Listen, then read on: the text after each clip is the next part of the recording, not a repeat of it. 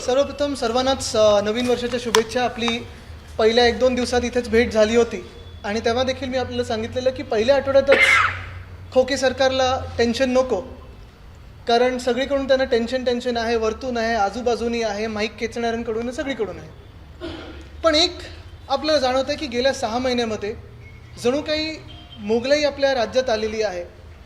आपण जर बघितलं असेल तर ज्या मतदारसंघात आपण बसलेलो आहोत, परत परत मी हा विषय घेत असतो कारण हा विषय महत्त्वाचा आहे.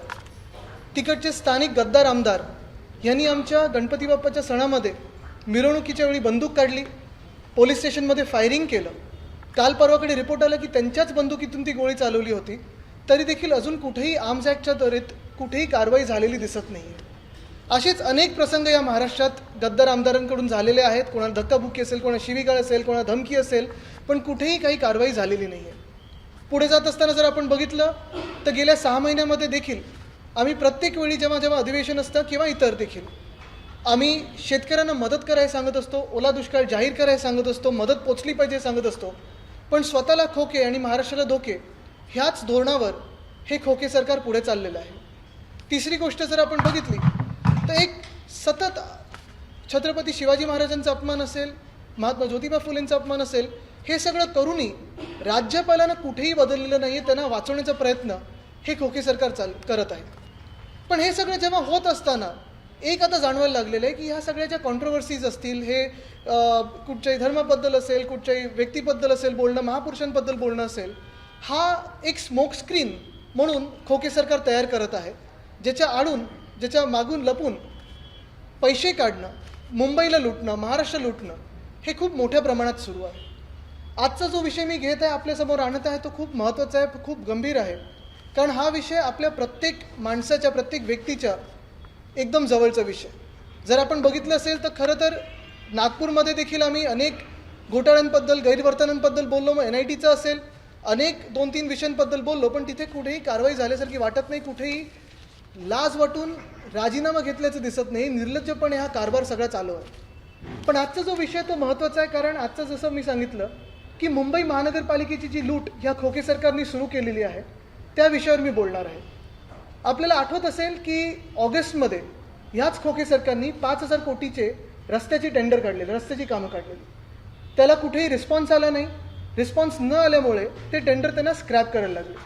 आत्ता मध्यंतरीच्या काळात परत सगळं बदलून वगैरे त्यांनी नवीन टेंडर्स आता घोषित केलेले आहेत. मला वाटतं पॅकेज दिले गेलेले आहेत. वर्क ऑर्डर ह्या पुढच्या 1-2 दिवसात येतील. पण हे होण्याच्या आधी मी मुंबईकरांना त्याच्या मागचं सत्य काय आहे ते लोकांसमोर आणण्याचा प्रयत्न माझा हा आहे. आपल्यासमोर देखील आहे, कारण आपण अनेक लोकांनी इथे BMC किंवा मुंबई ह्याला खूप वर्ष कव्हर केलेलं आहे. मुंबईबद्दल विषय आपण अनेक मांडलेले आहेत. मग ते आमच्या वेळीचे असतील, आधीचे असतील, नंतरचे असतील, बरोबर असतील, चुकीचे असतील, हे सगळं तुम्ही मांडत मुंबईला आपण जपत इथपर्यंत आणलेलं आहे. पण आजचा जो विषय महत्त्वाचा जो रस्त्यांचा आहे तो असा आहे की साधारणपणे 400 किलोमीटर एवढ्या रस्त्यांचं कॉन्क्रिटीकरणचं टेंडर काढलं गेलं आहे. 6,080 कोटी एवढं मोठं हे टेंडर आहे. आणि हे टेंडर काढत असताना काही ठळक गोष्टी मी आपल्यासमोर आणतो. पहिली गोष्ट म्हणजे मुंबईत काम करण्याचा जो फेअर सीझन असतो तो 1 ऑक्टोबर ते 31 मे असतो. म्हणजे 1 ऑक्टोबरला जी कामं पावसाळ्यानंतर सुरू होतात ती साधारणपणे 31 मे पावसाळ्याच्या आधी ही बंद झाली पाहिजेत, ज्याला आपण रोड्स क्लोज बोलतो किंवा कामं क्लोज करणं बोलतो, ती झाली पाहिजेत. जर हे काम आत्ता जर वर्क ऑर्डर दिली, साधारणपणे फेब्रुवारीच्या पहिल्या आठवड्यात ह्यांनी जर कामं सुरू केली, ती होतील की नाही अजूनही कोणाला माहिती नाही. कारण 400 किलोमीटर तुम्ही अंदाज घ्या, लक्षात घ्या की किती मोठं काम यांनी हाती घेतलेलं. 400 किलोमीटर हे रस्ते मुंबईत खोदून ठेवणार. ते कामं सुरू कधी होणार? बरं, एक रस्ता बनवत असताना साधारणपणे 42 युटिलिटीज त्या रस्त्याच्या खालती असतात, त्याच्याबरोबर कोऑर्डिनेट करायला लागतं. 16 एजन्सीज असतात, त्यांच्याबरोबर कोऑर्डिनेट करायला लागतं. आणि हे सगळं झाल्यानंतर ट्रॅफिक पोलिसची परवानगी घ्यायला लागते, त्यांची NOC घ्यायला लागते आणि मग कामं होतात. पण हे न बघता 400 किलोमीटरची कामांचे टेंडर आता काढलेली आहेत, 6,000 कोटी एवढी.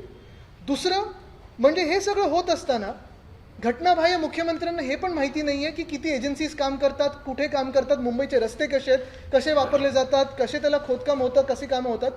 कारण आपल्याला आठवत असेल एखाद महिन्यापूर्वी फिल्म सिटीबद्दल मुख्यमंत्र्यांनी एक टेंडर काढायला सांगितलं. साधारणपणे 225 कोटीचं टेंडर महापालिकेला काढायला सांगितलं. आणि तेव्हा त्यांच्या नजरेत आणून दिलं महापालिकेने की फिल्म सिटी ही महापालिकेची अखत्यारीत नाही, ही पूर्ण वेगळी संस्था आहे आणि ते त्यांनी काम करणं गरजेचं आहे. मुंबई किंवा BMCच्या पैशातून होऊ नाही शकत, ती वेगळी संस्था आहे. तरी देखील अजूनही त्या टेंडरचं काय झालं आहे हे आपल्याला माहिती नाही. म्हणजे मुंबईचा किंवा BMCचा पैसा ह्या दुसऱ्या संस्थेला देऊ शकतात का? स्टँडिंग कमिटी नसताना देऊ शकतात का? इम्प्रूव्हमेंट कमिटी नसताना देऊ शकतात का? जनरल बॉडी नसताना देऊ शकतात का? हा पहिला प्रश्न झाला. दुसरा प्रश्न हाच राहतो की हे सगळं जे आहे 400 किलोमीटरचं, ते एकंदर फार्स ह्यासाठी वाटतो, हा घोटाळा ह्यासाठी वाटायला लागलेला आहे. कारण 400 किलोमीटरचे रस्ते 6,000 कोटीचे, ह्याची स्केल बघता हे पॉसिबलच शक्यच नाही, पॉसिबल पण नाही आहे. पण ह्याच्यातला घोटाळा कुठे आहे हे तुमच्या लक्षात आणून देतो. जरा माझी आपले स्टील फोटोग्राफर्सना विनंती राहील की फ्लॅश बंद करा किंवा प्लीज थोडं मागे बसा. स्कॅम किंवा हे जे गैरवर्तन आहे ते आपण लक्षात घ्या. हे ऐकून घ्या कसं आहे ते. साधारणपणे आत्तापर्यंतची पद्धत अशी राहिलेली किंवा एक प्रथा अशी राहिलेली किंवा एक जी आपण बघतो टेंडर्समध्ये जी काही प्रथा असते की जी काही एस्टिमेट प्राईस असायची मार्च 2022पर्यंत सगळे कॉन्ट्रॅक्टर्स एस्टिमेट प्राईसच्या 20% ॲव्हरेज बिलो बीड करायचे. बिलो बीड करून जे कोणी बीड लोएस्ट यायचे ते बीड जिंकायचे. म्हणजे 100 रुपयाचं काम असेल तर साधारणपणे 80 रुपयात ते काम व्हायचं आणि तेही GST त्याच्यात पकडून.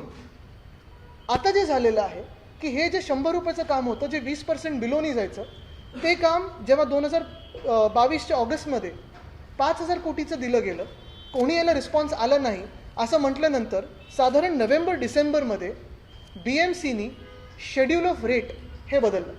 शेड्यूल ऑफ रेट काय असतं तर ह्याच्यात सगळ्या गोष्टी पकडल्या जातात. मग त्याच्यात पेट्रोल डिझेल असेल म्हणजे तुमचे वाहतुकीचा खर्च असेल, रेतीचा खर्च असेल, डांबरचा खर्च असेल, खडीचा खर्च असेल, सिमेंटचा असेल, स्टीलचा असेल, सगळं जे काही तुम्हाला व्हेरिएशन किंवा एस्केलेशन किंवा डिएस्केलेशन होऊ शकतं किंवा ज्या किमती बदलू शकतात किंवा वाढलेल्या किमती असतील त्या पकडून BMCनी शेड्यूल ऑफ रेट बदलल्यानंतर जी एस्टिमेट प्राईस होती ती 20%नी वाढली. म्हणजे तुम्ही लक्षात घ्या, जर 100 रुपये किंमत असेल 20%नी वाढली. म्हणजे इथेच पहिलं कॉन्ट्रॅक्टरना फायदा हा झालेला आहे की जे कॉन्ट्रॅक्टर 20% खालती बीड करायचे, 20% बिलो बीड करायचे, त्यांना 20% म्हणजे 100ला आले आणि आता शेड्यूल ऑफ रेट बदलल्यानंतर अजून 20% मिळाले. म्हणजे इथे 40%चं गेन ह्या कॉन्ट्रॅक्टर्सना झालेलं आहे. 40%चं गेन.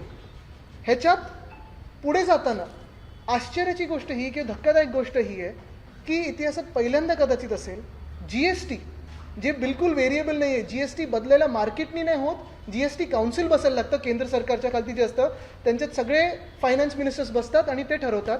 18% ह्या 48 म्हणजे हे 40%च्या वेगळं त्यांनी मोजलेलं आहे. म्हणजे तुम्ही विचार करा, पहिला गेन त्यांना -20वरनं 100 म्हणजे तो 80वरनं 100, 100वरनं 120, इथे 40%चा गेन झालेला आहे. त्याही पुढे जाऊन GST हा वेगळा मोजलेला आहे जो आत्तापर्यंत त्याच्यात पकडला जायचा. म्हणजे -20च्या बीडमध्ये जो GST पकडला जायचा तो पहिल्यांदा वेगळा मोजलेला आहे.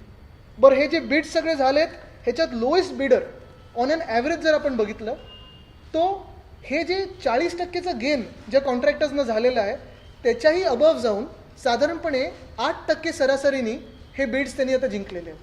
म्हणजे तुम्ही विचार करा, प्रत्येक कॉन्ट्रॅक्टरला सरासरी 48%चा ह्याच्यात फायदा आपण बोलू शकतो हा झालेला आहे. पहिली गोष्ट ही आहे, जर आपण शेड्यूल ऑफ रेट बघितलं तर मुंबईचं सगळंच जे काय असतं म्हणजे कुठचंही टेंडरचं काम असतं ते इतर शहरांपेक्षा, इतर जिल्ह्यांपेक्षा थोडं एनिवे वरती असतं, इतर अनेक राज्यांपेक्षा जास्ती असतं, कारण इकडच्या किमती वेगळ्या.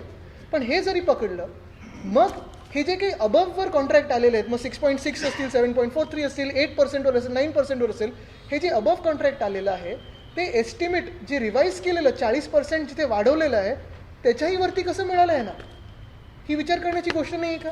BMCने याच्यात निगोशिएट का नाही केलं? दुसरी गोष्ट जर आपण ह्याच्यात बघितली तर सुरुवात इथपासूनच होते की जेव्हा कुठचीही बॉडी तिथे नसताना, म्हणजे जनरल बॉडी नाही आहे तिथे, महापौर नाही आहे तिथे, स्टँडिंग कमिटी नाही आहे, इम्प्रूव्हमेंट कमिटी नाही आहे, कुठचीही फायनान्शियल सँक्शन देणारी बॉडी किंवा लोकप्रतिनिधी नसताना प्रशासकाला हा एवढा अधिकार दिला कोणी की शेड्यूल ऑफ रेट बदलणं असेल, 6,000 कोटीची टेंडर कॉल करणं असेल, ही टेंडर अशी अलॉट करणं असेल, ह्याच्यात कुठे गैरवर्तन नाही ना झालं? हा फायदा कॉन्ट्रॅक्टरचा होत नाही आहे ना?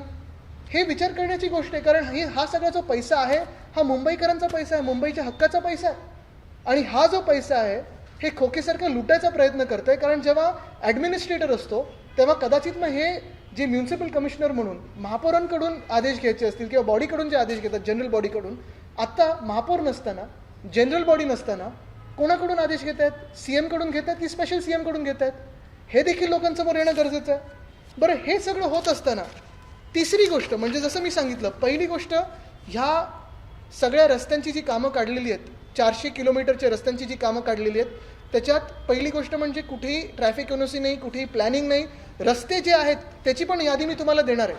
कारण मुंबईत साधारणपणे अशी पद्धत आहे की जे 30 फुटाच्या विडच्या खालती रस्ते असतील, छोटे रस्ते असतात, आपले छोटे गल्ले असतात, तिथे आपण ॲस्फॉल्ट मॅस्टिक करतो, कधी कधी व्हाईट टॉपिंग करतो. सगळं काही सिमेंट कॉन्क्रीट करत नाही, कारण आपल्या रस्त्याच्या खालती 42 युटिलिटीज आहेत. खोदकाम करायला लागतं, डक्टिंग करायला लागतं, स्टॉर्म वॉटर ड्रेन असतं, वॉटर मेन्स असतात, सिवेज ट्रीटमेंटचे लाईन्स असतात जे आता नवीन आपण बांधतोय. पण हे सगळं होत असताना सगळीकडे एक तर कॉन्क्रीट करायचं, हे कुठून सुचलं? कुठून हा विचार आला?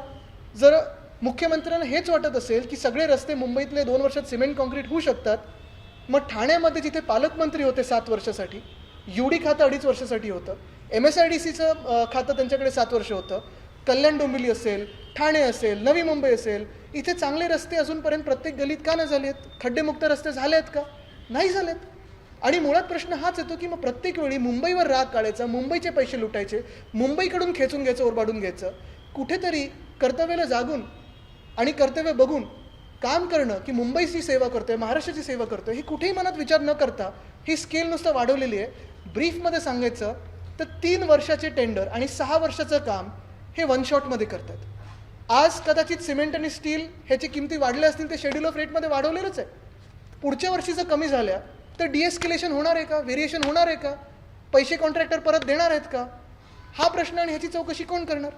दुसरं जसं मी सांगितलं की एस्टिमेटच्या 20% खाली आत्तापर्यंत जे बीड करायचे ते आता 40% हाईक घेऊन एस्टिमेटच्या वरती 20% आणि त्याच्याही पुढे जाऊन 8% जास्ती घेतलेलं आहे.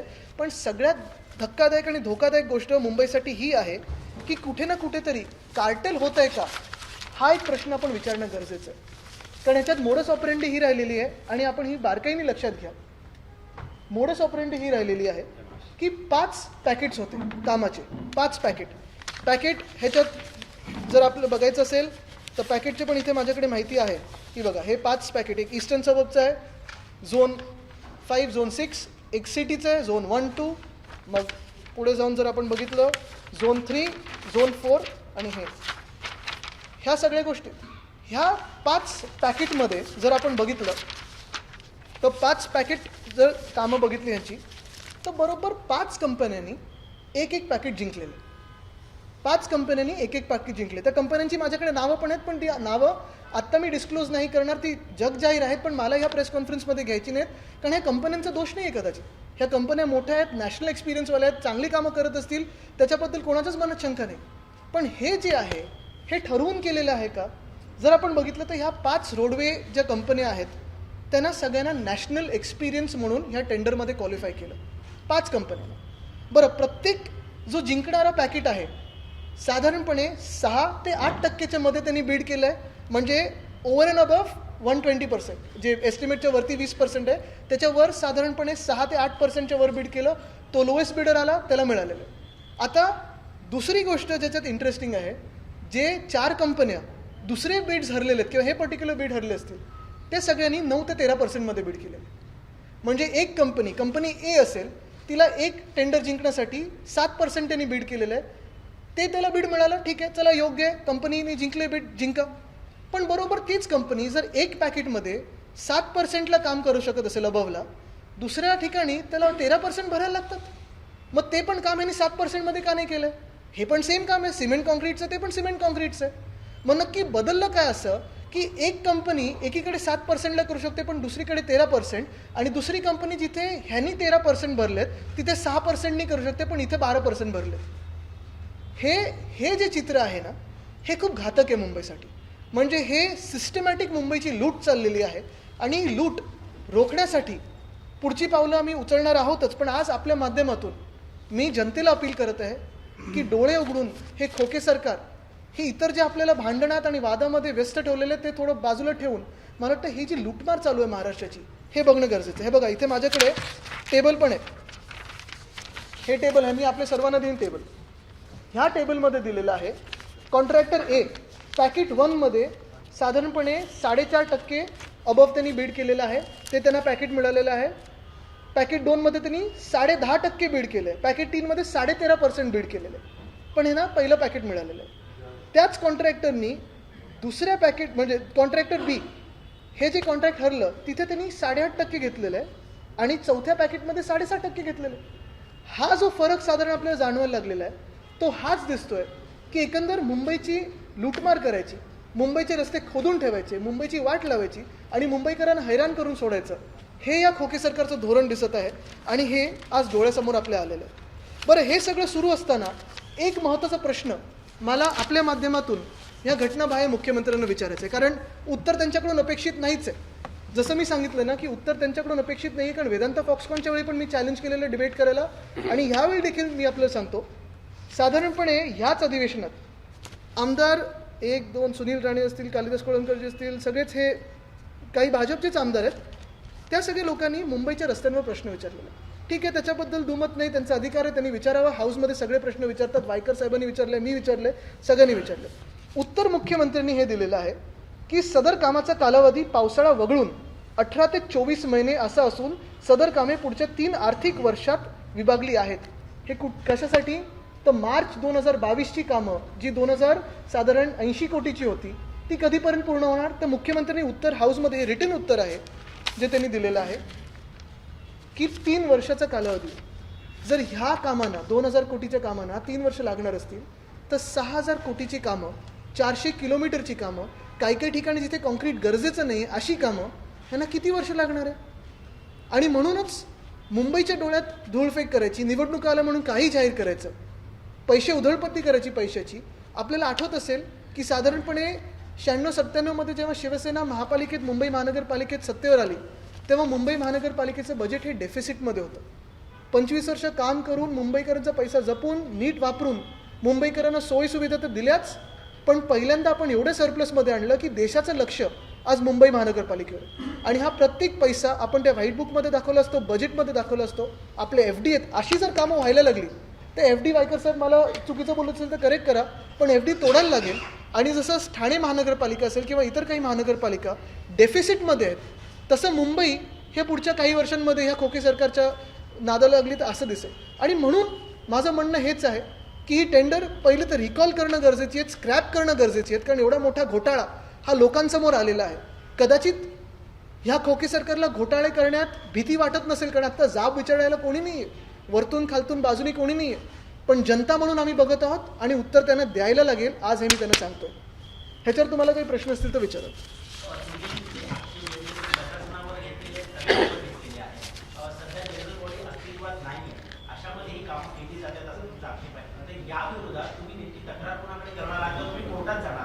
आता मला तुम्ही सांगा, तक्रार कोणाकडे करायची? जेव्हा मुख्यमंत्रीच अशा घोषणा करायला लागतात, एका बाजूला ते उत्तर देत आहेत की 2500 कोटीची जी कामं आहेत 2022ची त्याला 3 वर्ष लागणार आहे, आणि मग सांगतात आम्ही 2 वर्षात खड्डे मुक्त करू, कॉन्क्रीट करू. थोडा अभ्यास करणं गरजेचं असतं जेव्हा आपण पदावर बसतो की कॉन्क्रिटीकरण कुठे होऊ शकतं, कुठच्या शहरांमध्ये होऊ शकतं, कुठे गरज आहे, कसे कामं होतात, काय त्याचं एक वॉल टू वॉल डेव्हलपमेंट रोड्सची असायला पाहिजे, हे सगळा अभ्यास करूनच द्यायला लागतं. बरं, हे नुसतं गैरवर्तन नाही तर हा घोटाळा होणार जर हे पुढे वर्क ऑर्डर दिले तर.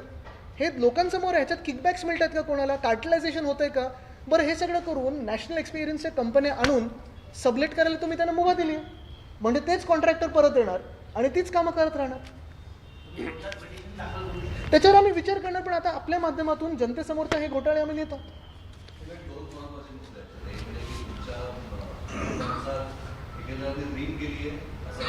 असा मला तुमच्याकडे प्रश्न आहे, मी आरोप नाही केला.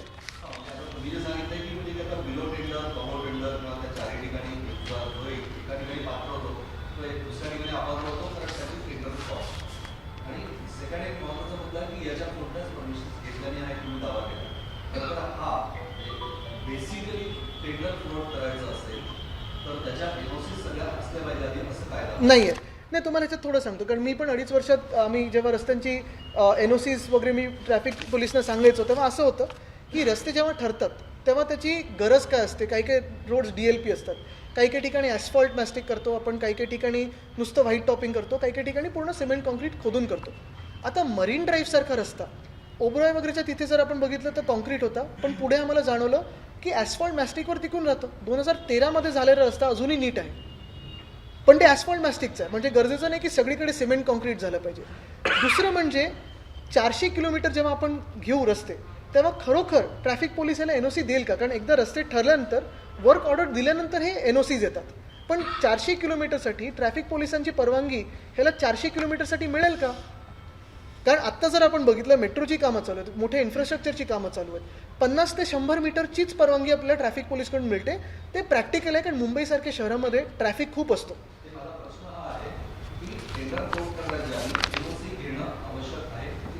नाही, टेंडर झाल्यानंतर माझा मुद्दा हा येतो की एवढा सगळा विचार करणं हे एक गरजेचं आहे. दुसरं, 400 किलोमीटरचे टेंडर म्हणजे तुम्ही 3 वर्षाचे टेंडर हे एका वर्षात काढतात, पण मुंबईला ATM सारखं वापरतात.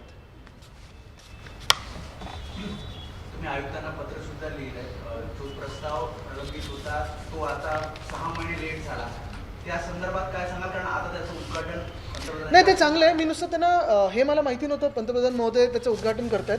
पण STPचा प्रश्न हा आहे की गेले 10 वर्ष NGT सुप्रीम कोर्ट ह्या चक्करमध्ये COD BOD किती असावा ह्याच्यावर अडकलेलं. साधारणपणे आमच्या काळात सगळं ते नीट झालं, मार्गी लागलं आणि भूमिपूजन बाकी होतं. पण ते बाकी होतं मागच्या जुलैमध्ये जेव्हा सरकार पडलं तेव्हा. आता साधारणपणे 6-7 महिन्यानंतर हे सरकारला आठवलं STP चांगलं.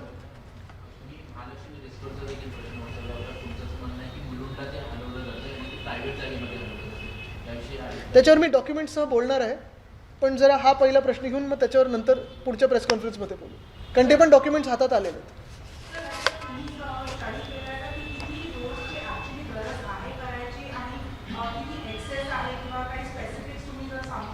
नाही, ह्याच्यात पहिली गोष्ट म्हणजे जे आपण सांगितलं ना की किती रोड्सची गरज आहे. आता रोड्सची यादी आम्ही पण थोडी प्राप्त करत आहोत, कारण काही काही ठिकाणी असं जाणवायला लागलं की एकदमच छोट्या गल्ल्यांमध्ये देखील जिथे सिमेंट कॉन्क्रीटचं गरज नाही आहे तिथे ह्यांनी प्रपोज केलेलं.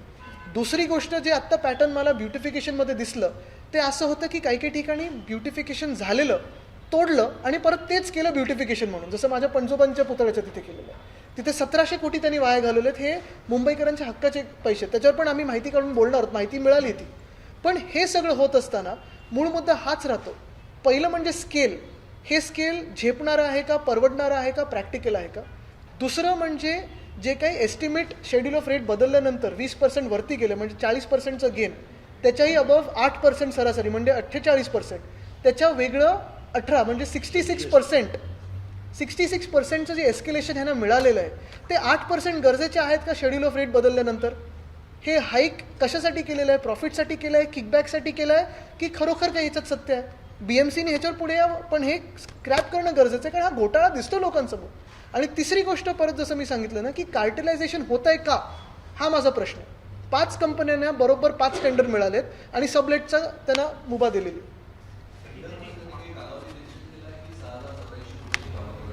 साधारणपणे मला वाटतं 2-3 वर्षाचा कालावधी आपण देत असतो, जसं मुख्यमंत्र्यांनीच उत्तर दिलेलं आहे. आता ह्या टेंडरमध्ये स्पेसिफिक बघायला लागेल. कोरोना काळात ना ते म्हणजे CM-DCMची की खरं ह्याची ED म्हणजे कोण? कारण हे आता बिल्डर कॉन्ट्रॅक्टर सरकार होत चाललेलं आहे.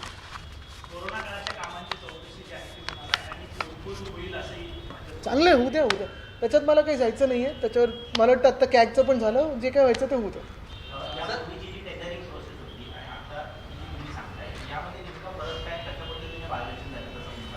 महत्त्वाची गोष्ट, पहिलं तर टेंडरिंग प्रोसेसमध्ये एवढा मोठा फंड सँक्शन करत असताना कुठच्या बॉडीचं सँक्शन घेतलं? लोकप्रतिनिधी त्याच्यात नव्हते, तर कोणाचं नक्की सँक्शन घेतलं? ॲडमिनिस्ट्रेटर आणि म्युन्सिपल कमिशनरनी सँक्शन दिलं आहे की कुठच्या मुख्यमंत्र्यांनी सँक्शन दिलं? दुसरी गोष्ट म्हणजे जसं मी सांगितलं की साधारणपणे गेल्या 10 वर्षात मी बघितलं सरासरी 2 ते 2,500 कोटीची कामं ही मुंबईत होतात. त्याच्यात आपण ठराविक कामच करू शकतो प्रत्येक वर्षी. 3 वर्षात हे विभागलं जातं, कारण ट्रॅफिकच्या परवानगी असतात, 42 युटिलिटीज असतात. म्हणजे कदाचित कुठे आपलं महानगर गॅस असेल, कुठे MTNL असेल, कुठची फायबर असेल, कुठे वॉटर मेन्स असतील, कुठे स्टॉर्म वॉटर ड्रेन्स असतील. हे सगळे 42 एजन्सीज, काही सरकारी आहेत, काही प्रायव्हेट आहेत, काही सेमी ऑटोनॉमस आहेत, त्यांची NOC त्यांच्याशी कोऑर्डिनेट करून करायला लागतं. रस्ते बंद करायला लागतात. तर 6 वर्षाच्या कालावधीची कामं, 3 वर्षाचे टेंडर ह्यांनी एका वेळी काढलेले आहेत. दुसरं म्हणजे जसं मी सांगितलं, पहिल्यांदा GST वेगळा पकडलेला आहे. आणि तिसरं जे मी सांगितलं की एस्टिमेटच्या 20% अबव गेल्यानंतर 6 ते 9% परत अबव जाण्याची ह्या कॉन्ट्रॅक्टर्सना काय गरज आहे? मुख्यमंत्री डावसला चाललेले आहेत, नवरा आहे, 1.5 लाख कोटीची कामे किंवा प्रोजेक्ट आणणार असं त्यांनी आधी जाहीर. नाही, त्याच्यावर मी बोलणार आहे, त्यांचं होऊ द्या. त्यांना आत्तापासून डायव्हर्सचं टेन्शन नका देऊ. पण महत्त्वाची गोष्ट ही आहे की माझी मुंबई विकू नका, स्वतःला तुम्ही विकलेलं आहे ते पुरेसं आहे. माझी मुंबई विकू नका आणि माझ्या मुंबईचं ATM करू नका. आपण इतके वर्ष मुंबईतली शिवसेना आणि ते मिळूनच होते. आता त्यांनी इतकं मोठ्या प्रमाणात जे काढलेले आहेत ते अशा पद्धतीने ते एकत्र काढू शकतात का? ह्याच माझा मुद्दा आहे. आणि जरी तुम्ही 6,000 किंवा 12,000 कोटीची जरी कामं काढली तरी एका वर्षात ती होऊ शकतात का? एका वर्षात एवढी मोठी कामं काढणं योग्य आहे का? म्हणजे तुम्ही एक बघा, एक महत्त्वाचं कॅल्क्युलेशन आत्ता ह्या हाईकनंतर झालेलं आहे की मुंबईत पर किलोमीटर जो कॉन्क्रीटचा रस्ता 10 कोटीला बनायचा तो पर किलोमीटर आता 17 ते 18 कोटीला बनणार आहे.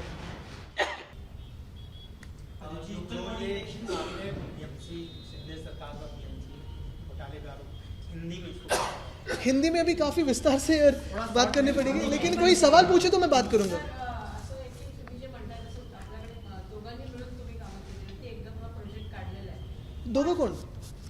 तुमची युतीमध्ये होते ना शिवसेना मनपामध्ये, तुम्ही ते होते. होते, पण आता एकदम निघालंय, तुम्ही याच्या त्रुटी काढताय.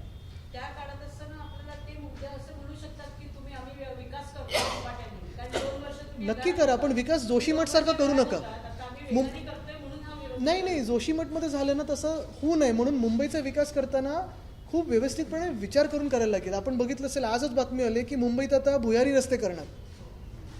म्हणजे वरतून खालतून कसंही विचार न करता विकास हा शाश्वत विकास झाला पाहिजे. आणि हेच मी विचारीन जे आमच्यासोबत 25 वर्ष होते किंवा जे नगरसेवक राहून आता खासदार झाले असतील, आमदार झाले असतील सगळ्याच पक्षांमध्ये, त्यांना विचारीन की अशा प्रकारचं टेंडर लोकप्रतिनिधी नसताना हे तुम्हाला पटणारं आहे का सगळ्याच पक्षांमध्ये? कारण ठीक आहे, गद्दार जे आहेत ते 40ची टोळी आहे, त्यांना माहिती आहे की जास्ती वेळ त्यांचं सरकार टिकणार नाही, जे काय आहे ते आत्ताच आहे. पण पुढे जात असताना जो लाँग टर्म विचार लोकप्रतिनिधींना करायचा आहे तो लोकप्रतिनिधी नसताना एवढं मोठं टेंडर येणं हे किती योग्य आहे? आणि महत्त्वाची गोष्ट म्हणजे जे काही आपल्याला ह्याच्यात ओपन जे काही इरेग्युलॅरिटीज दिसत आहेत त्या त्यांना मान्य आहेत का, हा देखील माझा प्रश्न आहे.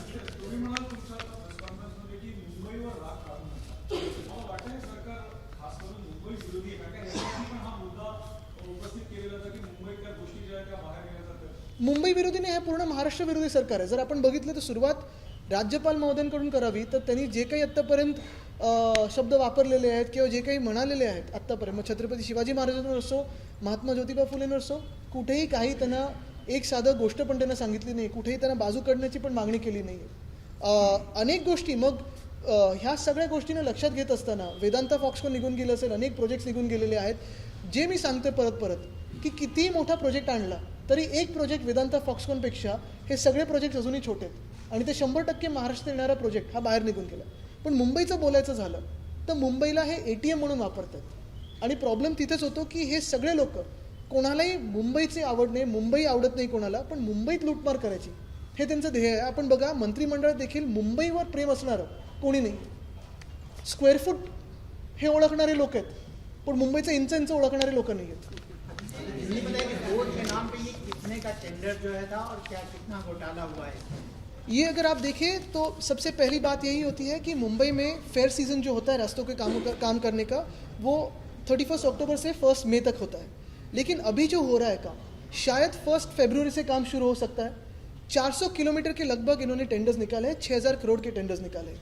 ये टेंडर्स अगर आप देखें तो इसमें 2-3 चीज़ें अहम से प्रखर से आपको दिखाई देगी. पहले चीज़ यही है कि कोई भी लोक प्रतिनिधि न होते हुए प्रशासक इतने बड़े टेंडर्स इशू कर सकते हैं क्या, ये पहला सवाल होता है. दूसरा सवाल यही है कि 400 किलोमीटर के लगभग जो टेंडर्स है वो 400 किलोमीटर करने के लिए जो प्लानिंग लगती है, ट्रैफिक पुलिस की NOC लगती है, 42 यूटिलिटीज़ जो 42 यूटिलिटीज़ हमारे रास्तों के नीचे है, उनसे कोई कोऑर्डिनेशन हुआ है क्या? क्योंकि मुंबई में काफ़ी सारे इंफ्रास्ट्रक्चर के काम शुरू है. MTHL है, वर्ली शिवड़ी कनेक्टर हो, कोस्टल रोड हो, मेट्रो के काम है. ये सब देखते हुए अगर आपको देखना है कि मुंबई में काम कितना हो सकता है किसी भी रास्ते पे, तो 50 से लेकर 100 मीटर तक हो सकता है. तीसरी चीज़ यही दिखाई दे रही है कि जो अभी बिड्स आए हैं, वो पहले तो बिड्स अभी तक जो देखा जाता था मार्च 2022 तक, वो सारे बिड्स एस्टीमेट के 18 से लेकर 20% बिलो आते थे. पहली बार ऐसे हुआ है कि ये बिड्स को एस्टिमेट प्राइस को रिवाइज करके 20% से हाइक किया है। यानी जो 100 रुपये अगर कीमत हो तो 120 पे ली है, तो 40% की तो हाइक कॉन्ट्रैक्टर को मिली। और जो कॉन्ट्रैक्टर्स बिड जीत रहे हैं, अगर आप देखें तो एवरेज 6% से लेके 8% की उस पर भी हाइक ली है उन्होंने, यानी 48% की हाइक, और जीएसटी पहली बार अलग उसमें चार्ज किया है। तो ये किकबैक्स के लिए है, ये प्रॉफिट के लिए है, लेकिन मुंबई का पैसा है। अगर ये किकबैक्स के लिए हो या प्रॉफिट के लिए हो तो मुझे नहीं लगता ये मुनासिब है ये करना। ये बात ऐसी चल नहीं सकती मुंबई में, ये घोटाला है सरेआम। और आगे जाके अगर देखें तो 5 कंपनियों को 5 पैकेट के बराबर टेंडर लगे हैं, और जैसे बिडिंग हुआ है कहीं ना कहीं रिंग बन रही है क्या, ये मेरा सवाल है। आरोप नहीं है लेकिन सवाल है। अगर आप देखें तो वैसे दिखाई देगा। 19 तारीख को प्रधान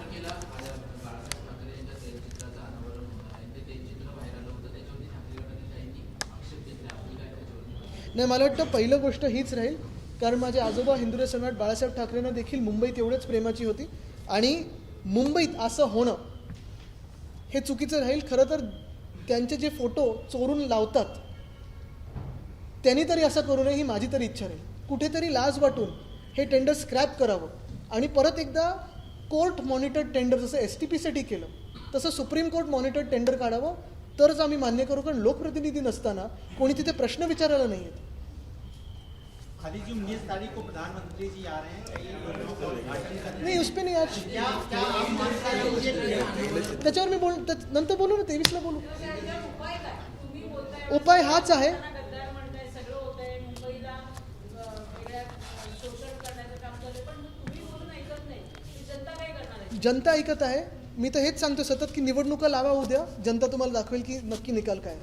आदित्यजी सत्तेची ताकदीला पाठिंबा देणारा अपक्ष अर्ज भरला. नाही, मला वाटतं पहिला हा प्रश्न महत्त्वाचा आहे, कारण जसं मी सांगितलं ह्या सगळ्या कॉन्ट्रोवर्सीज या स्मोकस्क्रीन आहेत। महत्त्वाचा प्रश्न हाच आहे की जी महाराष्ट्राची आणि मुंबईची लूटमार चालू आहे त्याच्यावर आपल्याला उत्तर काढायला लागेल। एबीपी माझा, उघडा डोळे बघा नीट।